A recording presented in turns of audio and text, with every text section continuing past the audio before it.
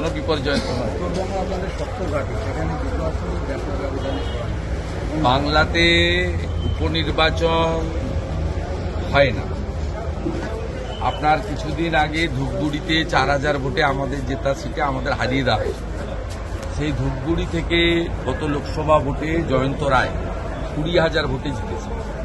এই মাদারিহাটে যখন সাধারণ নির্বাচন হবে তখন 30-40 হাজার ভোটে বিজেপি প্রার্থী জিতবে।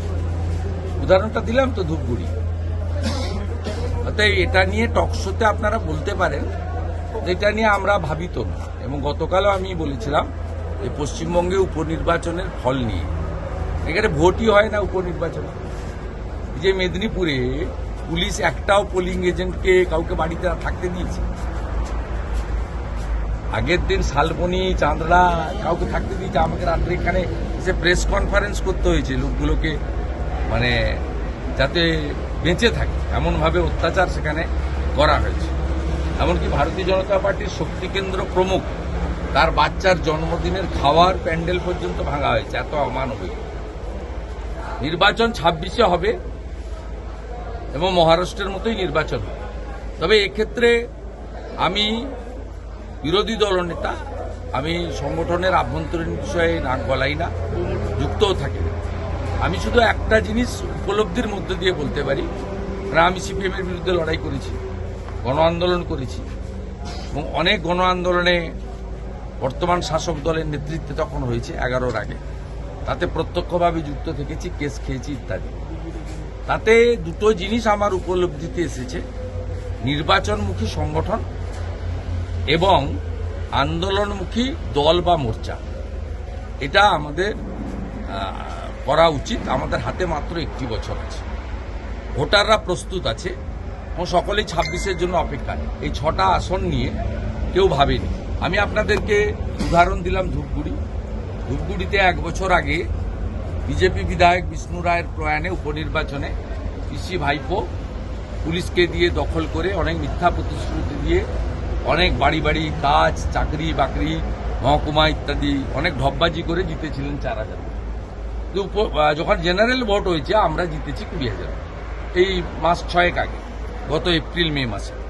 তাই এখানেও মাদারিহাটের ক্ষেত্রে আপনি প্রমাণ হয়ে যাবে যে আমরা 26-এ জিতব। শুধু মাদারিহাট নয়, নৈহাটি, তালডাংরা এবং মেদিনীপুর আসন 26 সালে ভারতীয় জনতা পার্টি জিতবে। হাড়োয়া আমরা কোনোদিনই জিতিনি, ভবিষ্যতেও জিতব না, কারণ সেখানে 80% মুসলমান থাকে। আর মুসলমানরা মহারাষ্ট্র কংগ্রেসকে এবং তার অ্যালায়েন্সকে ভোট দিয়েছে, ঝাড়খণ্ডেও তাই করেছে। আর সিতাইতেও প্রায় 40% কাছাকাছি মুসলমান আছে।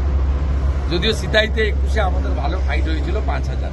সিতাই আমরা ভালো লড়বো, সমানে জিতবে কিনা জানি না 26-এ। তা আপনি আমার নাম করে লিখে রাখুন, কারণ ওপারেই তো আমি ফাঁকা করে দিয়েছি পূর্ব মেদিনীপুর। আমার কাঁথি পুরসভা জোর করে দখল করে মমতা ব্যানার্জির গুন্ডারা 22 সালে দখল করে জিতেছিল কাঁথি পুরসভা। মমতা ব্যানার্জি বিধানসভায় দাঁড়িয়ে আমাকে বলতেন আপনি আপনার এলাকায় হেরে গেছেন। ওই কাঁথিতে তো লোকসভা ভোটে কি হয়েছে মানুষ দেখেছে। 21টা ওয়ার্ডের মধ্যে 19টা ওয়ার্ডে বিজেপি, 50,000 ভোটে আমি কাঁথি জিতিয়েছি। 25,000 লিড আছে দক্ষিণে, 24,000 ভোটে। বঙ্গ বিজেপি নেতৃত্বের উপর কি বাংলার মানুষ আস্থা রাখতে পারছেন না? উপনির্বাচনে ভোটই হয় না। কিন্তু আমি আমার উপলব্ধি থেকে বলি, নির্বাচনমুখী সংগঠন, আন্দোলনমুখী দল বা মোর্চা করা উচিত। যুব মোর্চা, কৃষক মোর্চা, মহিলা মোর্চা সবসময় রাস্তায় থাকা উচিত এবং ইনডোর ভার্চুয়ালের সংখ্যাটা কমিয়ে দিয়ে রাস্তায় আন্দোলনের সংখ্যাটা বাড়ানোর প্রয়োজন হয়েছে বলে আমি দেখুন, আরজিকরের যে ইস্যু তার অনেকগুলো তো সাইড আছে, অনেকগুলো জায়গা আছে। অনেকেই টিভিতে আরজিকর নিয়ে দিনের পর দিন, ঘন্টার পর ঘন্টা, প্রত্যেক দিন 4 ঘন্টা 5 ঘন্টা নিয়ে নানাভাবে আলোচনা হচ্ছে। আমরা দেখেছি অনেক সিনিয়র ডাক্তার গিয়ে মাস পিটিশন করে বীরের মর্যাদা নিয়ে আমরা ইস্তফা দিলাম বলে, তারা কেউ ইস্তফা দেয়নি। দিব্যি কাজ করছেন, মাইনে নিচ্ছেন, ছুটিতে বেড়াতে যাচ্ছেন।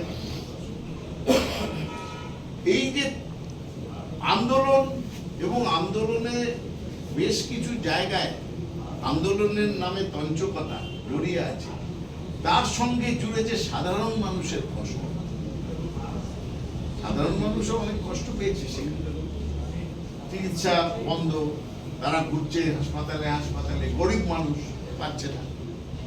সুতরাং এটা একটা দিক। আর আরেকটা দিক হচ্ছে যেটা আমরা দেখেছিলাম যে সামাজিক ইস্যু, এটা সেই ইস্যু কিন্তু রাজনৈতিকভাবে প্রতিফলিত হয়নি এবং হওয়ার কথাও ছিল না। আজকের দিনে দুটো শহর কেন্দ্র আর 4টি গ্রামাঞ্চল মিলিয়ে বিধানসভার কেন্দ্র, সব জায়গাতে মানুষ বিপুলভাবে তৃণমূল কংগ্রেসকে সমর্থন করেছে। আরজি কর রাজনৈতিক ইস্যু ছিল না এবং হয়ওনি, সেটারই তার প্রমাণ।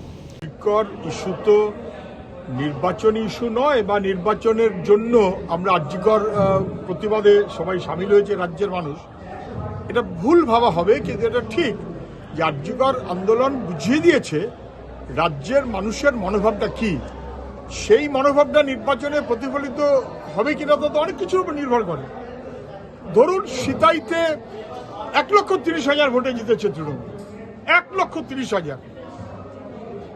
দিনহাটাতে জিতেছিল 1,65,000, প্রায় কাছাকাছি গিয়ে হাজির হলো। এই হারোয়াতে বোধহয় 1,60,000 না কি একটা ভোটে জিতেছে। এগুলোকে যদি ভোট হিসেব করেন ভালো, তৃণমূল দারুণ জিতছে। কিন্তু এগুলো যে ভোট নয়, জল এবং জলের মধ্যে দুধ, দুধের মধ্যে জল না, এটা তো না বোঝার কোনো কারণ নেই। সর্বত্র আপনি তাই দেখতে পাচ্ছেন, 70%, 78%, 82%। এই পার্সেন্টেজের অঙ্ক যারা বেশি করছে এবং দারুণ তৃণমূল জিতছে বলে মনে করছে, তারপর তারা তৃণমূলের রোজ কে কত ভোট জিতিয়েছে, তার ক্ষমতা কেন কম, ওই মারামারি আর গুতোগুতি সারা বছর ধরে করবে। অপেক্ষায় থাকুন, এটা না বোঝার কোনো কারণ নেই।